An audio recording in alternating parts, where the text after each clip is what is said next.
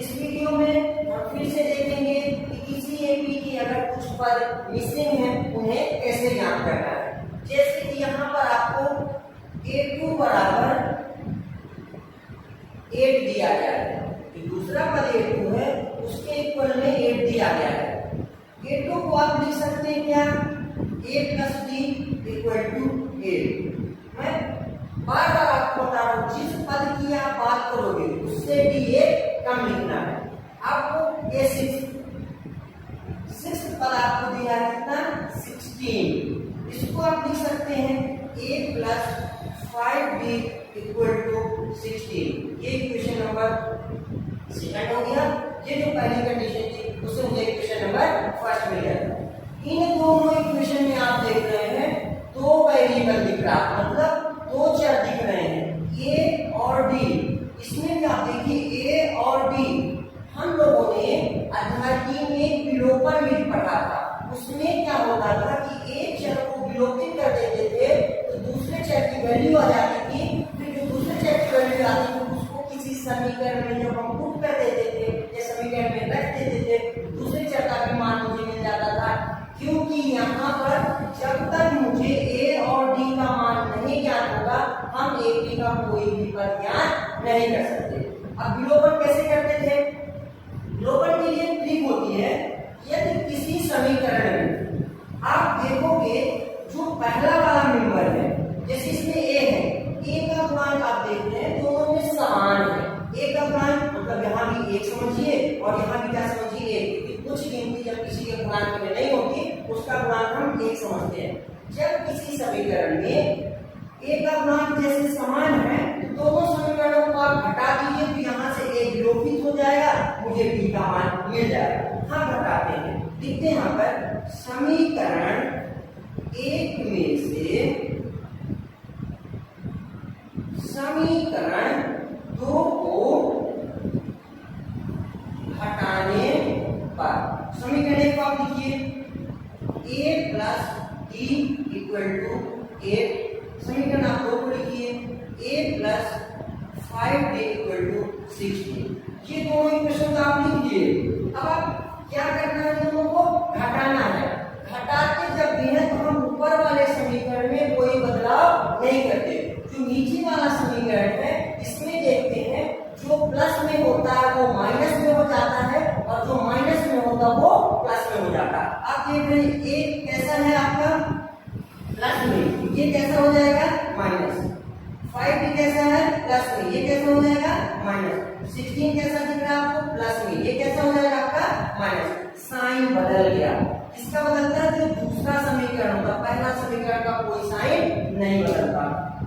अब आप यहाँ पे देखिए a से a कैंसिल हो जाएगा क्योंकि ये प्लस में है और ये माइनस में है। लेकिन यहाँ पर ये जो d है वो प्लस में है और अभी जो 5d है वो किसमें हो गया, माइनस में हो गया। मतलब कहने का 1d में से 5d क्या होगा, माइनस होगा। तो आपको यहाँ मिलेगा माइनस का 4d। क्योंकि जब भी कोई संख्या छोटी संख्या से बड़ी संख्या घटती है तो उसका रिजल्ट माइनस में आता है। क्यों, क्योंकि आपके पास अगर 1 रुपए है और 5 रुपए आपने उसको इस्तेमाल कर लिया तो 4 रुपए तो आपके माइनस में हो गए ना। सेम यहाँ पर आप देखिए 8 आपका प्लस में है और जो 16 लिखा हुआ 16 लिखा हुआ ये कैसा है माइनस में। तो आपका 8 में 16 का माइनस होगा तो इसका रिजल्ट माइनस का 8 आएगा। अब हमें मिल गया minus 4d equal to minus 8। अब हम d की वैल्यू को ज्ञात करने के लिए माइनस 8 को वहीं लिखा है। देखिए जो भी d के मल्टीप्लाई में होता है, जो भी d का गुणांक है वो डिवाइड में चला जाता है। क्योंकि हम लोग रूल जानते हैं कि यदि कोई चीज बराबर के इधर गुणे में है वो कहाँ जाती है, बटे में। मतलब अगर इधर मल्टीप्लाई में है उधर जाएगी तो डिवाइड हो जाएगी। माइनस से माइनस कैंसिल, 4 से 8 कटेगा, क्या मिलेगा आपको 2। d की वैल्यू मिल गई आपको 2। अब d का मान मुझे पता चल गया, क्या मिल गया 2। अब इसके बाद तो ये d का मान मुझे मिला, इसको हम रखेंगे समीकरण नंबर 1 में। d का मान समीकरण 1 में रखने पर, समीकरण 1 में जब हम d का मान रखेंगे हमें ए का मान मिल जाएगा। a प्लस b की जगह हम रखेंगे 2 equal to 8, a equal to 8 plus 2 है, इक्वल टू उधर जाएगा -2, a इक्वल टू 6। हमें a का मान मिल गया 6 और d का मान मिल गया 2।